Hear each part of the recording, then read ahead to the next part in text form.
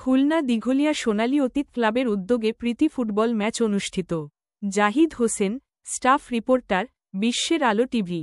দিঘলিয়া উপজেলার সদর ইউনিয়নের দিঘলিয়া ওয়াইএমএ ক্লাব মাঠে সোনালী অতীত ক্লাবের উদ্যোগে এক প্রীতি ফুটবল ম্যাচ অনুষ্ঠিত হয়েছে।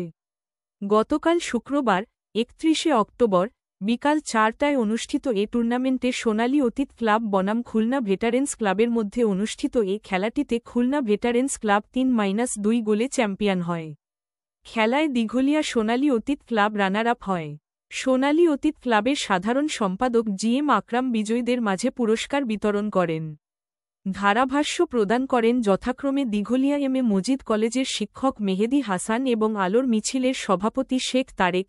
এ সময় উপস্থিত ছিলেন বিশিষ্ট সমাজসেবক ও ব্যবসায়ী মুহাম্মদ হাবিবুর রহমান, শেখ শফিকুর রহমান বাবলু, স্বেচ্ছাসেবী সামাজিক সংগঠন আলোর মিছিলের প্রতিষ্ঠাতা সভাপতি শেখ তারেক, আলোর মিছিলের উপদেষ্টা শেখ সালাম, উপজেলা প্রেসক্লাব দিঘলিয়ার সভাপতি সৈয়দ জাহিদুজ্জামান, সাধারণ সম্পাদক শেখ শামীমুল ইসলাম, প্রচার সম্পাদক জাহিদ হোসেন, দিঘলিয়া ইউপি সদস্য মুহাম্মদ নাজমুল হোসেন, আলোর মিছিলের সদস্য সৈয়দ শাহজাহান, সৈয়দ সেকেন্দার আলী, আকিব হোসেন প্রমুখ।